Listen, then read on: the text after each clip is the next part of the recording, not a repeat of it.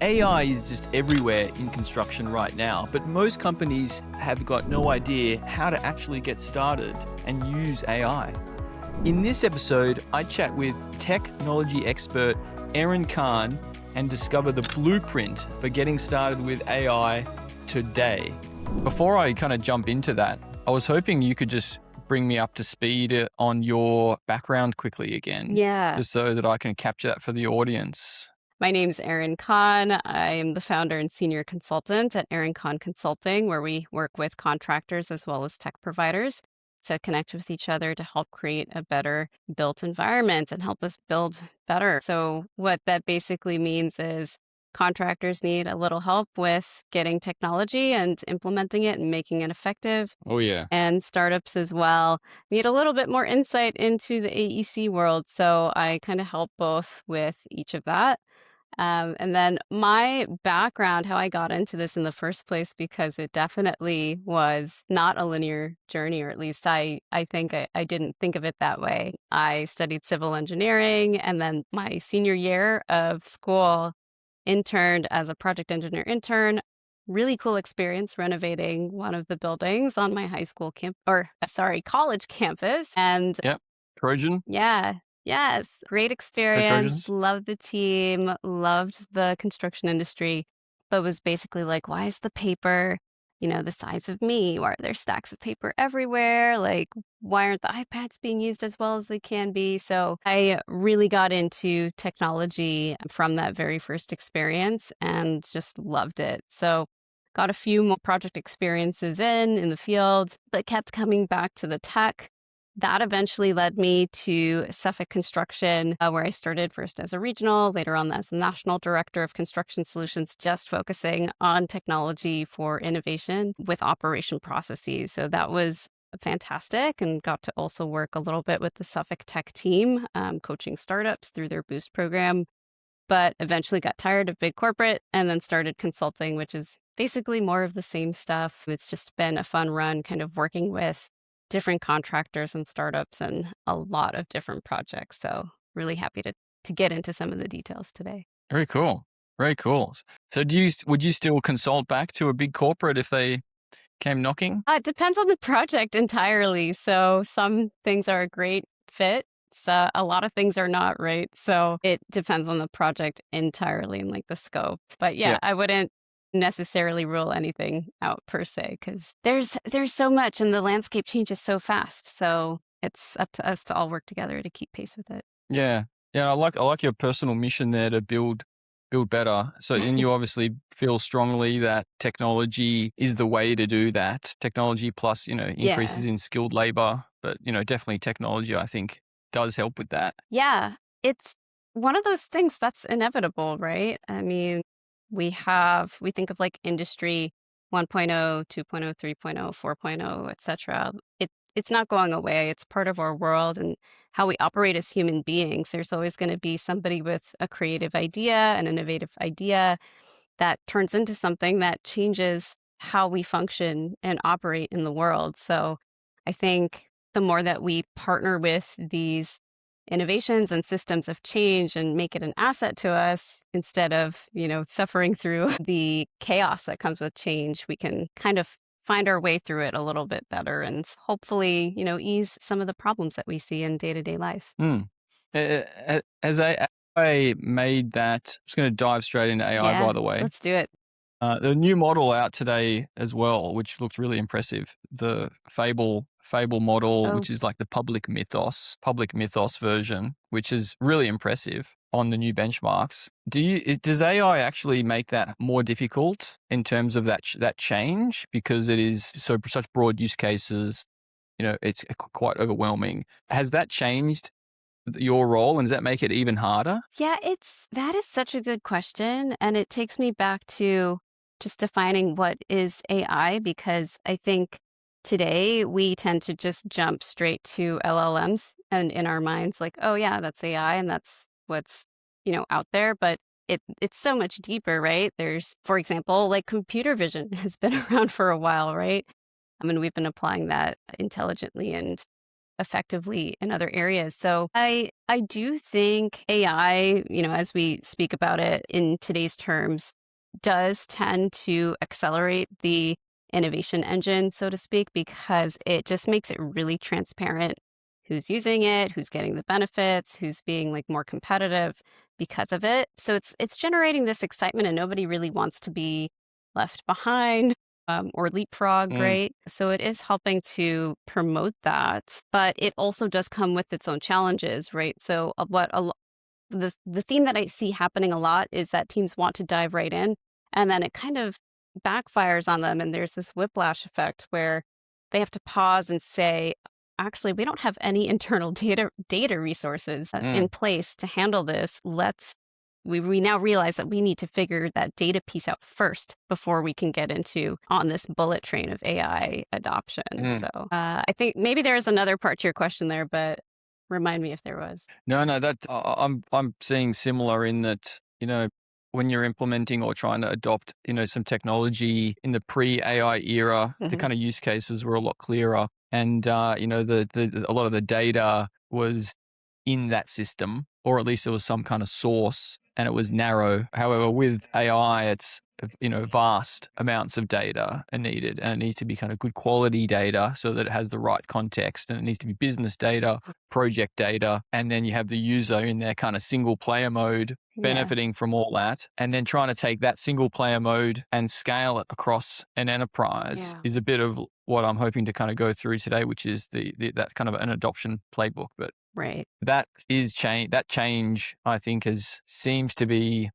more difficult than in the pre-AI era, or more messy, or at least uncertain. But uncertain for sure, because we're all figuring it out together, I think, right now. So especially in construction, like tech roles have lagged with adoption, just with creating new roles and expertise in-house. And AI is one of those that's lagged as well. So that leads to basically, teams being like, I have no idea what to do, or leadership saying, oh, I'm excited about this initiative, but I have no clue on how to start. So yeah. So so that's a good segue. So if a construction company comes to you, look, we've been hearing about AI. We know we need to do something. I was just saying a minute ago that I was on a call yesterday and asking a customer if this is an owner's rep, do you want to take a look at this? And their response was, oh, we can't not look at this, because they know that there's competitive advantage with it and that they'll fall behind, but they don't know where to start. And so what's kind of your approach? Who should be in the room? Who should be involved? How do you identify safe first use cases? Like, how do you just kind of get started when someone says to you, we need to use AI, or we need to be doing something with AI? Yeah, I usually respond to them with a question that they don't like, but it's very insightful, which is, what problem do you want to solve and why? And if you don't have the answer to that question, you can't really get to the next step of like even starting to look at solutions. So many times teams and leadership have already started looking at the solutions, because quite frankly, that is where you get the inspiration and the excitement and the drive from, which is good, right? We want to get that motivation there, but it is getting, the cart a little bit before the horse, because if you dive into solutions right away because you're excited, there's going to be some strategic misalignment. So what teams and leadership really should do is sit down with, at a minimum, department heads, get input from users, field users, whoever is your main end user at the end of the day, to ask them, what are your pain points, and why, and where should we be taking away processes or helping make you more efficient? Because that helps identify and surface that true pain and what people care about and what will drive value. Once you complete what is honestly a listening exercise to the organization, then you take that back, you map that with the business objectives and priorities. And, an easy one, let's say, is safety for construction, right? Hey, maybe if we get rid of all of this not get rid of, but maybe if we have a digital safety paperwork process instead of manual physical paper, we can have, more time spent in the field helping to quality control for safety stuff. Maybe that's the use case, right? But you need to understand, what the field experience is and then what the business objective is, how those align, and then say, okay, here's the problem we want to solve and why. We know our stakeholders, and then that makes it much more easier to define, okay, these are the solutions that we should look at and which ones to exclude. And that exclusion piece is huge because the market is so saturated that there are literally like hundreds and thousands of solutions to evaluate that are in the space. So you need to know what is a no compared to a yes. And man, I can go pretty pretty deep in this topic, but there's a whole thing of how to also pick based on, feasibility and, the amount of impact. So your impact feasibility analysis as well will tie heavily into this. But those are a few things to really think about and be able to answer that question for sure. So what's your kind of formula then to an executive who's thinking about, what's the problem and where should we focus on first? Because there is tasks that are, high volume, repetitive, monthly. Right. And you'll get a big ROI if you deploy AI into that solution, if it can do it, as opposed to maybe a less frequent one-off task that might be more compliance driven. So like, how would you think about then identifying those? And is there like a framework that you might apply that it helps prioritize? Yeah, there are a few frameworks out there. There's a lot of good resources. So I'd encourage anyone listening in to, do a quick search or just reach out. But by and large, something to keep in mind that's really critical with AI is understanding what AI is good at and valuable for, and then what humans are good at and valuable for. Because when we see conflation of the two, that's when we get really poor outcomes, and we want to avoid that, right? So if we are understanding that AI is good at processing huge data sets, identifying trends, automating things that are very predictable and helping to, again, bring in a bunch of different information sources into one place. That, there's a few other things I can touch on that AI is good at, but those are some of the main ones. Then we can understand, okay, well, does this problem fit that strength that AI has? And if yes, then we know that's probably going to be a pretty good application of this. So a good example is, let's take accounting and billing and matching PO numbers to invoice numbers, right? We're matching numbers. We're doing that all the time. Does that necessarily need a human? There's a ton of data. Probably not the best use of a human's time, but probably a great use of a tool that can automate and use AI to identify and do a matching exercise. And then a human can oversee it. Yeah. And then on the flip side, let's take anything that's like customer service related or communication related back to other people, and where we need judgment and a human feel. That's where humans really should be in the forefront. And we have to be careful of putting AI in the driver's seat when it should be a human, and putting a human in the driver's seat when it's much better off to be an AI, quite frankly. And there are instances of that. So I think we're going to see a bit of a rebalancing over time, because I think the knee-jerk reaction is like, oh, AI is wonderful. It can solve all of our problems, and it's being thrown at a lot of things. I think we're starting to see a little bit of a rebalancing, kind of like learning to walk with, and also plugging in our human value much more strategically and effectively. Yes, totally. Yeah, that's a good example. Super simple invoice matching. No one needs to do that. High confidence, easy to human verify. As opposed to, I see a lot of companies and customers saying, oh, I would just love if I could dump all these drawings into AI and it would do an estimate. Yeah. And I haven't seen any software do that well yet, or any AI do that well yet. But in such like a critical, I guess, a critical piece of work where human judgment is needed, and the difference between like making a profit and not, is that really somewhere where you want AIs to be doing all of the work? Now, maybe it might help do a BOQ, but you still have to kind of verify it. And so that's an example of maybe a more extreme AI use case that is probably not a good one to hand off or start with. At least not yet, right? We have to see. At least not yet. But even if it was handed off to AI, let's say, you would still need human judgment to be able to say, let me gut check this, let me use my experience to make sure that this is coming in correctly. Well, I know this very specific detail about the project. Maybe they had just had a conversation and they know that a certain part of the building is no longer going to be in the estimate or whatever it is.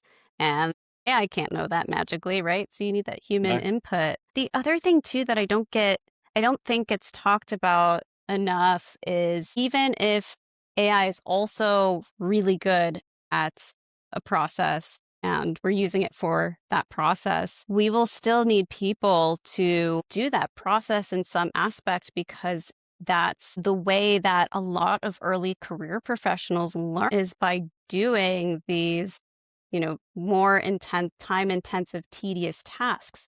Because if you haven't at least done an estimate yourself, how can you know how to check one, right? Yes. So we need to maintain some level of, human training and input and actually doing, not input, human doing of these tasks as well, so that, we're not just relying on an AI, but we're also retaining the knowledge, the talent, the skills that is within our industry and our companies and our people. Yes. Yeah. Yeah, it reminds me of being in university and college and having to do tests without a calculator Yeah. manually. Even though the calculator was there, but you still had to learn the I guess the principles of it and know how to do it, and then you could use a calculator. Right, Very right, similar here. right. So that's a really good. That was a good segue. I've got a good bad first use case, and I've got a good safe first use case actually from you, which I think is a really nice way to start. Easy AI.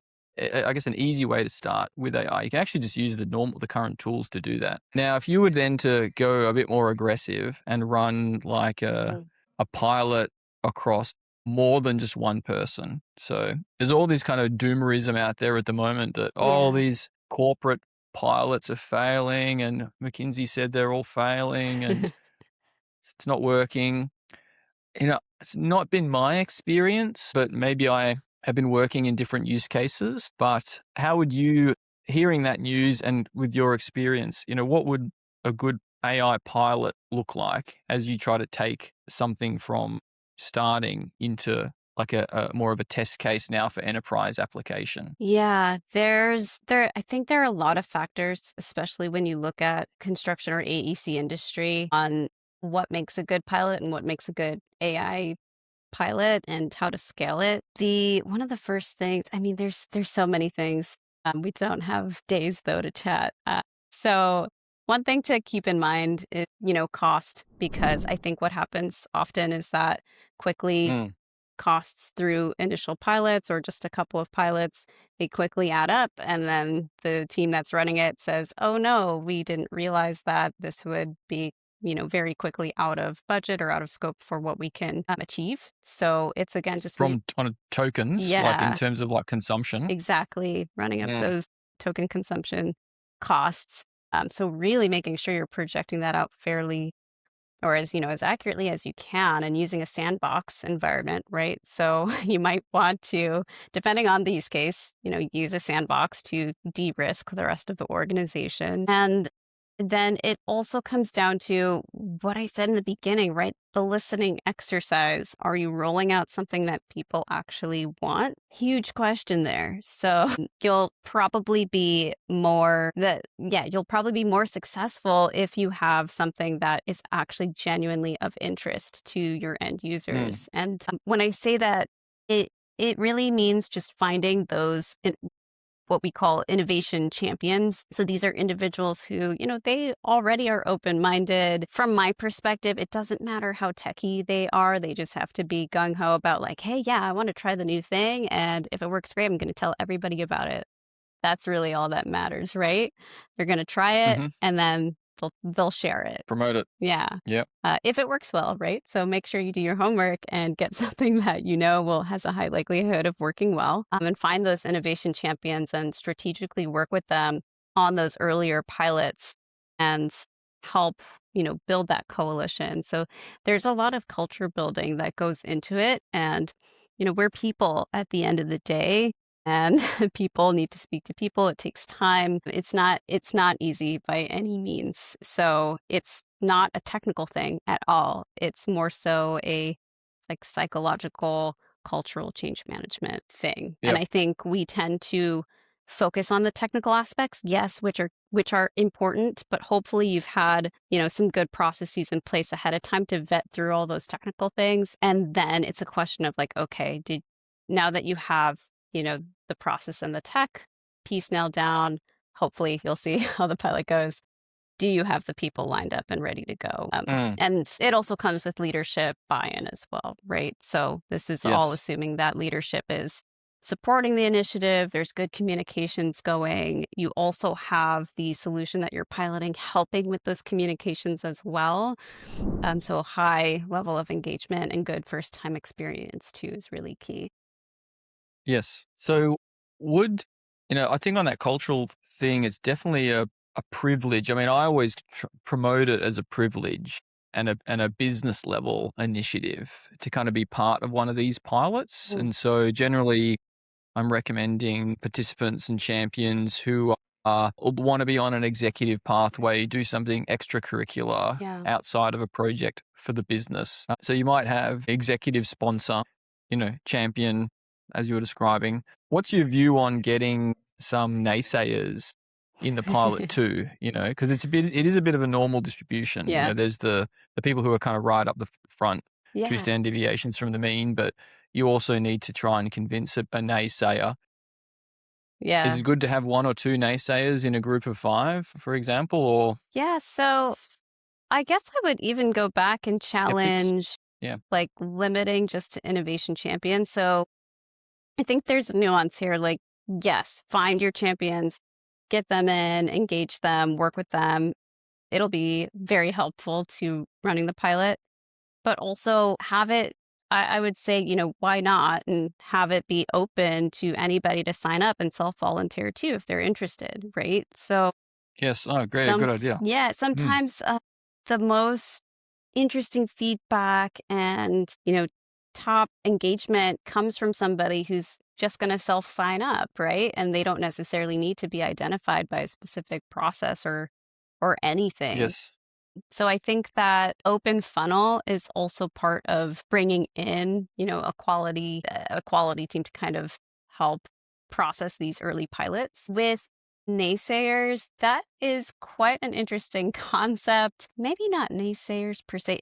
It'll probably be pretty tough to get them to want to try something is where my mind's going. But let's say that, you do have somebody who's willing to participate, but they may not be the best fit. Include them, see what they have to say. It'll almost be a bit of a pressure test. And at some Yes. point in the pilot, there should be a real pressure test, like putting it on an actual project and, controlling for certain risk variables, depending on what it is. And all of that goes into strategic planning of the rollout process. So it's a lot of moving parts, but I think the naysayers too in construction, you're going to have them no matter what.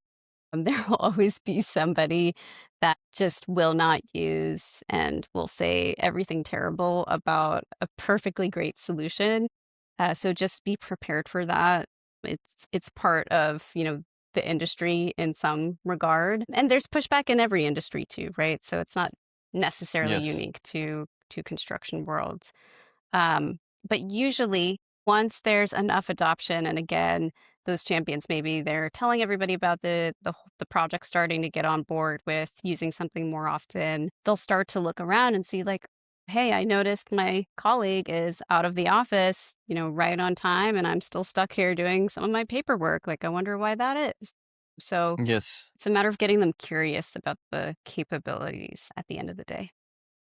Yes. I mean, at the end of the day, if they see something that's going to save them time, unless they have like a deep moral issue with using AI, True. they should be wanting to adopt it. You said something a minute ago, Erin, on like real project. I mean, I'm always trying to push people to use real projects Hmm. because that is the most familiar data to a user, and so they can kind of connect with the result, an AI result, a lot easier because they might understand the project or the contract or the drawing and have a bit of an aha moment as opposed to sandbox data, which might actually be kind of made up fake non-customer data, but you might not actually connect with the result and have an aha moment. What's your kind of take on when to use real data versus a sandbox, like a sandbox environment. Yeah, it's so highly dependent on the use case. So, gosh, I'm trying to think of, a And somewhat the good clients and the customer example. documents, I guess, too. Yeah. Yeah, I think something that's low stakes, right? Let's take putting together like meeting notes. Very pretty low stakes for the most part. If Use it's real data. if Yeah. it's private information, make sure you keep it private.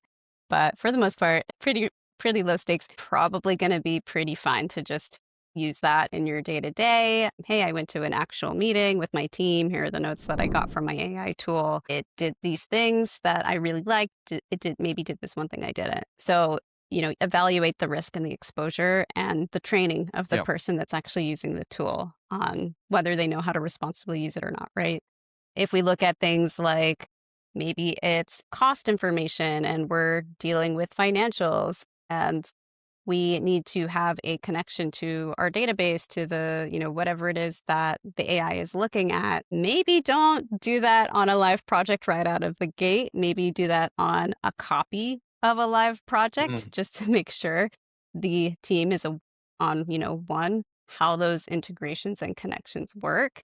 And then two, Mm-hmm. if there's a bug or an issue, and I have seen them happen, and have been very happy that it was in a copy of a production environment, you can vet out those issues and fix them and not have to worry that, your client's live financial data or your company's live financial data is being modified in any way. So I think it's a scale of risk level.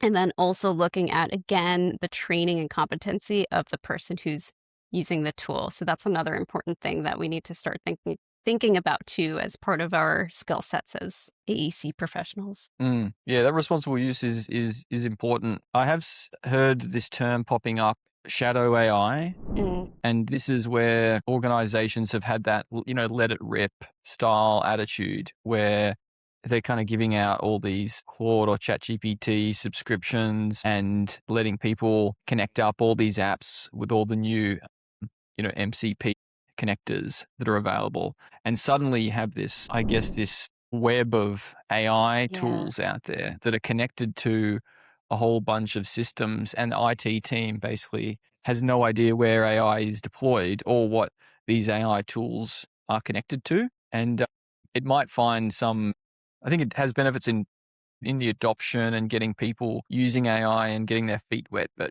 IT teams seem to be then kind of reining that in because it's making them nervous that you have just AI everywhere and that's connected to these data sources. Have you seen any of that happening, and does that make you nervous in terms of consulting in and recommending how people should be, driving AI adoption? I mean, it is a strategy maybe for a smaller business, Yeah, but size for a bigger matters. business, Yeah. So, gosh, this is such another good topic. So yeah, shadow AI. I think one, it's really cool. I have a lot of thoughts on like the pros and cons, but it's really cool that it's happening. That we're democratizing access to AI. A lot of people are even getting into vibe coding and creating all these great things that kind of help with various workflows. But yes. yeah, it is scary, and I have seen some horror stories. So Do you have an example there? Maybe a yeah. private one? Yes, just in general terms. So, subcontractor A using ChatGPT to work on an RFP, putting together a bid, like, hey, can you take a look at our proposal? Puts their proposal into ChatGPT, doesn't realize that training's turned on, so that proposal information is just out there. Oh, wow. Subcontractor B is also working on the same proposal and searching in ChatGPT. And what do you know? They find subcontractor A's full proposal details and everything. So, Wow, really? yeah, That's this crazy. is a story that was shared at a past Autodesk University conference. So it was a really interesting topic about, trust and how to have best practices in your organizations. So yes, there are horror stories. And I think what it boils down to is that, again, like we have this new capability, which means we need new skills to adequately learn how to use it. So, if we think about going from public libraries to Google, right, we didn't magically learn exactly how to use the internet. We kind of got savvy through it, but it's a little bit different. So Yeah, there's a little bit of a different skill set and like knowledge on safety. So there's internet safety, there's going to be AI safety, and there's going to be, or should be already, I'm not sure how formally established it is, but construction AI safety and best practices. So what I would love to see, and if anybody wants to collaborate, please can find me, is, industry-wide safe AI guidelines, because there's really, you go organization by organization. It's different from org to org. It's kind of the Wild West, right? So we don't really know. We don't really know who knows how to safely, responsibly, and ethically, which ethics is a huge one, use these new tools that's coming out. So I don't know if it's something like a certification or, I go back to like construction click safety. Is there, click AI safety? I don't know. Things like that. What would be on your guidelines? Just, high level. Is there a Yeah. few key ones that you would see on there? If it was the Erin Khan global guidelines, what would be on there? One pager that's up in the office Yeah. on the wall. Yeah. I'm thinking like, oh man, there's so many things. Definitely data privacy, data concerns. So Think before you think upload before you into share. yeah. Should this be going into AI, or, double check your settings? Are you That's a good using the one. right AI? Are you training it properly? Yeah, which AI are you using? Yeah, training data Right. on or On or off? off. Yep. If it's an internal company AI, or are you using that how your company says? And then also how. There's such a big misuse on the how. So we see quite often people using, let's say, various GPTs as Google, as, single as source of truth, and as, generating a lot of content for them. And it's not necessarily the right or the best way to use it, right? So it's a partner. It is not telling you necessarily truthful things, though. So it's kind of wired to please you. It's wired to make up stuff and find stuff just to satisfy whatever you're prompting it. Mm, So, and if you're writing something as well, this is a big one too. Instead of saying like, "Hey AI, write this thing for me," it should be, "Hey AI, here's my outline, here's my brainstorm, here's what I want, here are my thoughts on what I want to write about. Help me organize this so that it's mm, preserving, your authenticity." Because at the end of the day, like, we're people, we want to interact with authentic people. And that voice, and it comes through, right? So you can kind of tell when something's a little bit of AI fluff. So that mm. how piece, I think it's going to matter more and more as we scale our tools. Yes. Yes. Oh, very good. Well, that's a nice little initial list there, I Yeah, there's guess. so much more. I'm like, oh man, with ethics, geez, that's a lot. I might list that out. But the prompt one is important because it is a bit of a mirror of what you kind of put in. Like it'll do an amazing result if you give it an amazing prompt. And if you give it low quality prompt, it'll just give you something back very generic. So I think Right. having that on the guidelines would be important in that the organization wants a high quality answers and with as much context as possible and that human element. Right. So I think that's a good addition that goes beyond just the safety side of the Erin Khan guidelines. Food That for might be a thought. blog we can write. I Maybe know. that's a It's blog like, that we'll wait, we do should after put this this. together. Yeah, we'll do a blog after this. Perfect. Okay, so let's keep moving down this. I like this kind of drumbeat. We've identified where to start with AI. Simple things. How you might think about starting a pilot or who should be involved. Whether you try to convert skeptics or not. Definitely, there's some internal training that needs to happen with the let it rip approach. At least educate people on the Erin Khan guidelines before you kind of let it rip.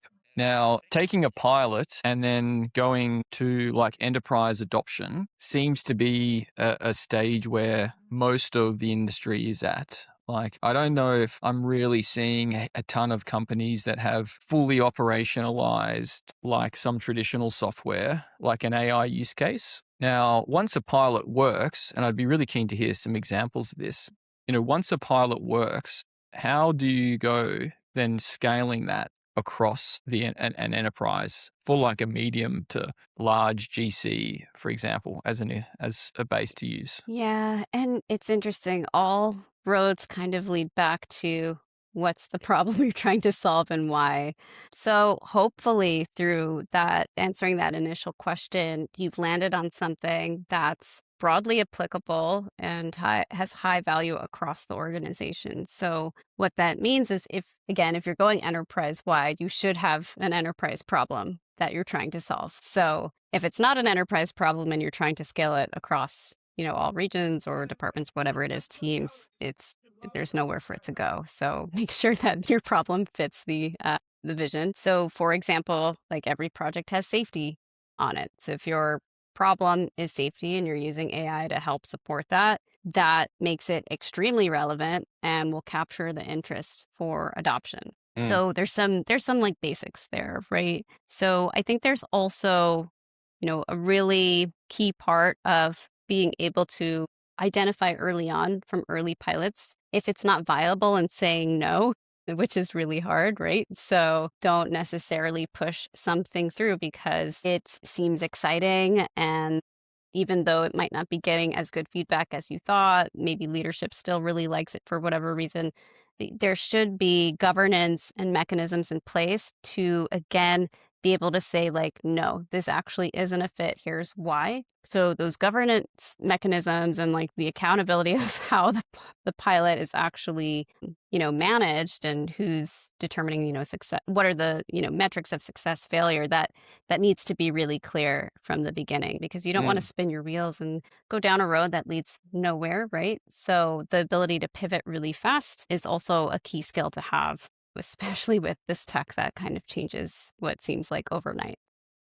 Totally. A new model comes out Yeah. and everything you've done has changed, which goes to kind of like a build versus buy, hmm or a build versus buy and a build versus buy configure. Are you doing any recommendations on the kind of build your own side, or are you seeing more people kind of just use the traditional, I guess the off the shelf tools and trying to Yeah. apply those? I still see a pretty strong lean towards off the shelf because most of the industry are not technical experts. So most of us, I mean, some orgs are pretty good at this, but most orgs are not going to have a bunch of, tech wizards sitting around in a Devs to specific throw at it. department that Yeah. will kind of make these things. So I still think like there's a huge lean on, oh, hey, there's this company, they made the solution, I want to get it, it's going to help us, and we can go ahead and do that.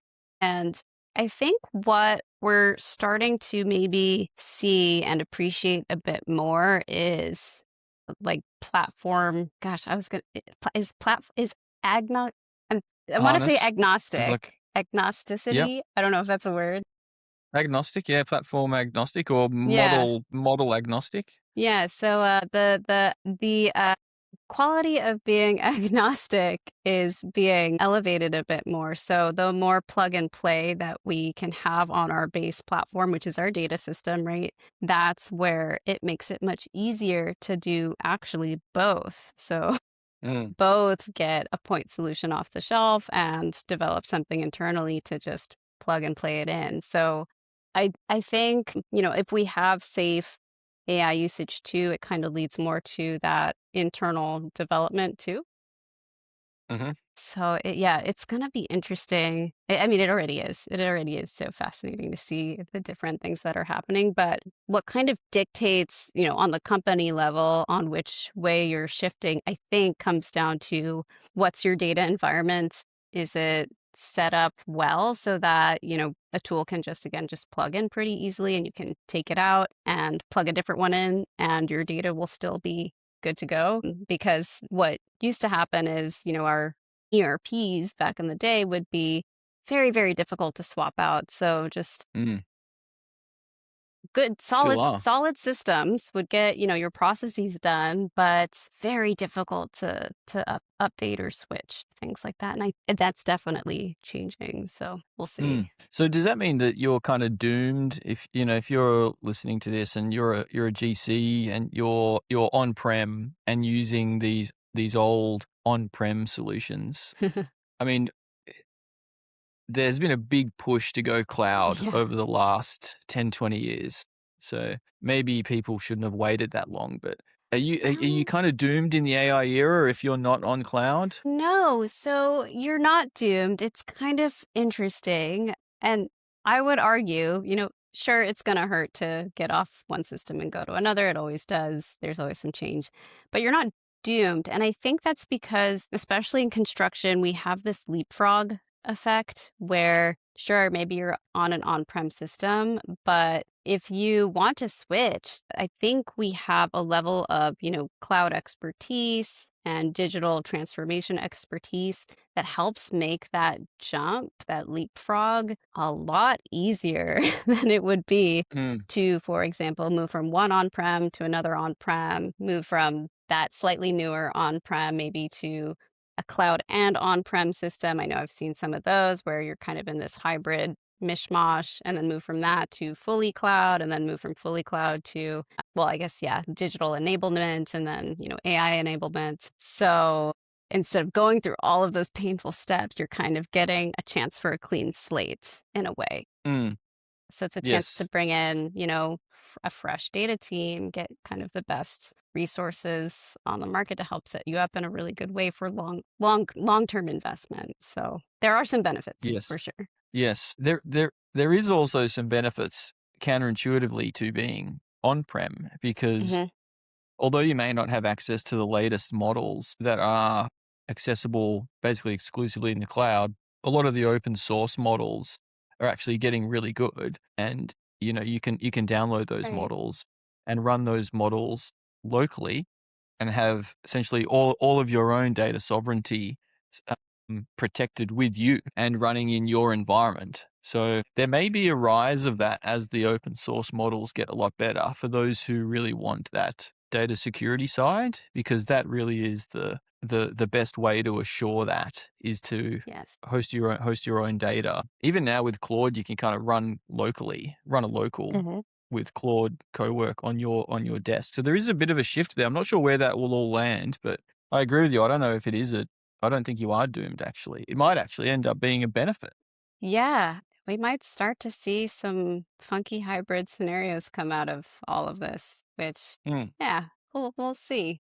I think it's a question of problem to solution fit, right? So what's the strength of solution and how does that match the problem? yeah. Now, just to wrap up on this enterprise topic, before I kind of ask you one last question, Aaron, what's like a mature, just so we can paint a picture of this, like what have you seen is like a mature looking business in terms of its AI usage? Like, what does that kind of look like inside the business? Yeah, so it looks something like you have a data resource. You probably also have a specific individual. It could be a department if it's a larger company. It could just be one individual if it's, a bit smaller, but somebody who's specifically in a role that's for AI and they are accountable and, governing They're these. anointed, Yes. anointed as the AI It is person. somebody's, Yeah.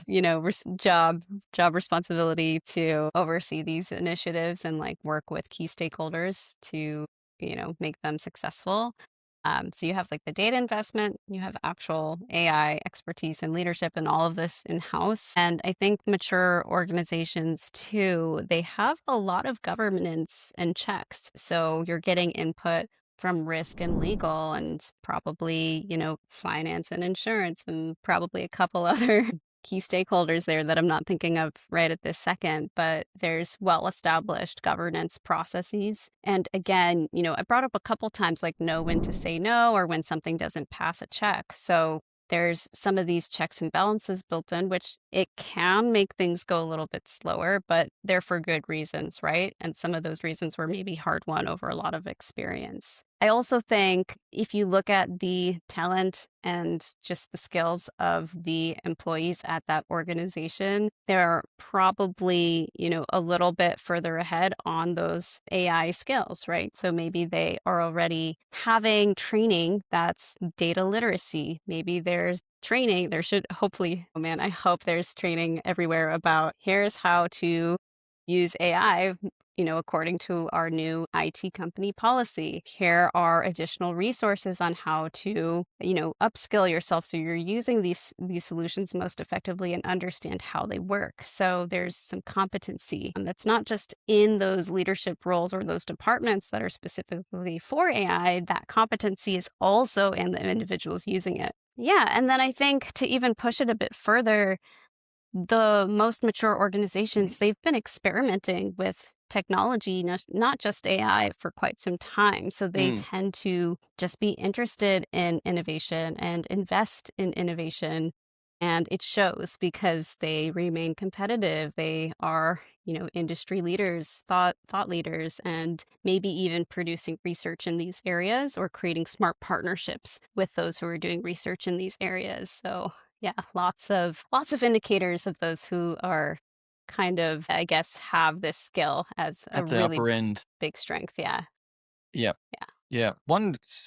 This was not the question I was going to finish on, but it is a controversial one. So maybe it is a good one to finish Okay. on. So given what you've just said Mhm. about competency and innovation, I mean, I have this policy here for hiring, but unless a candidate can demonstrate to us, through a test that they have real AI capability and, can demonstrate that, maybe that to build a skill or Uh-huh. show how they can use these things or set up like a Git repo. This is not even a software engineer. This is just a Sure. regular hire.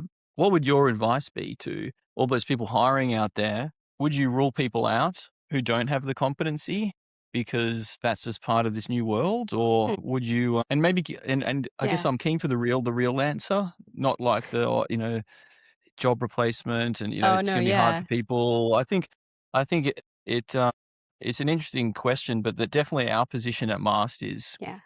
unless you can demonstrate this, you're not a candidate, basically. Yeah. So my gut response off the bat is I prefer, and maybe this is a bit optimistic, but I prefer to look at potential instead of past. Because if you look at, like, let's take me, right? Engineering background, I can do some technical stuff if I try. It's been a while, but I can be dangerous, right? If I want to. If I were given a competency test, I'd fail it like super hard.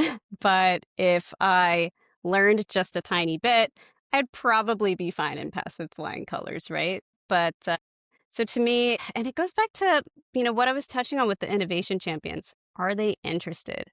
Are they willing Yes. to learn? Are they naturally passionate? That's kind of the biggest one. Like, is the reason why this person breathes every day this topic, like construction tech? For me, yes, totally.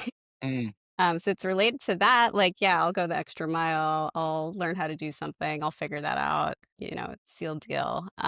So when we also look at an industry that traditionally does not have this skill set, I think we do have to start looking at potential because there is no past performance data really to go off That's of. true. Yeah, it might be a needle in a haystack, Yeah. that you're kind of looking for. Yeah. And I think I've been surprised as well seeing, newer engineers come into the industry. And I think they're really eager and ready for not just, a challenge, but to see a new and better way of working. So there's a lot of, interest and talent that's ready to, redefine how we work. So yeah, I guess potential not past tends to be my gut out of the gate. Potential, not past. Yeah, I like that.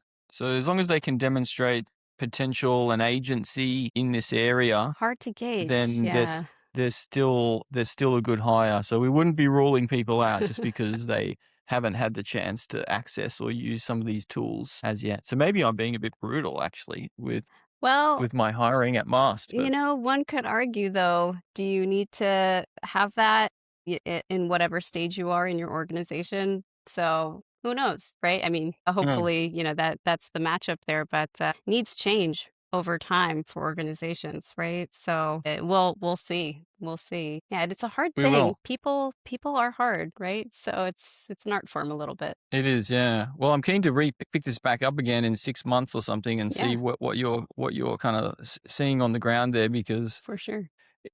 we did a survey in 2025 on the state of AI, And we're just getting the results in on the 2026 State of AI survey, and the results are like wildly different compared to last year. So if we were to have this chat again in 6 months, I think it would look pretty different again. Count me in. So yeah, thank you, Erin. Thank you. I don't know if you have any last words to offer for anyone who's interested in connecting with you or reaching out to you for AI and non-AI, but perhaps a little plug here would be useful for them. Totally. Anything construction tech, AI, or I don't know, industry related. Maybe it's AI ethics. Come say hi. You can send me a message on LinkedIn. Just search up Erin Khan, ERINKHAN, or send me an email at erin@erinconconsulting.com. And I'll put all of those in the notes and the description, so you can find all of that there. Well, thanks. Yeah, thanks a lot, Erin. That was good fun. I actually learned a lot from you, and really useful, because we're about to go through some AI adoption consulting with our new product, and so I've learned a few things through that I'm going to actually take and apply to the process. So yeah, thanks for sharing those. Beautiful. Yeah, thanks for a fantastic discussion and really getting me thinking there. Thanks for watching, guys. If you want to know more about construction and get all the professional tips, tricks, and AI advice from real construction project managers, follow this channel for more insights.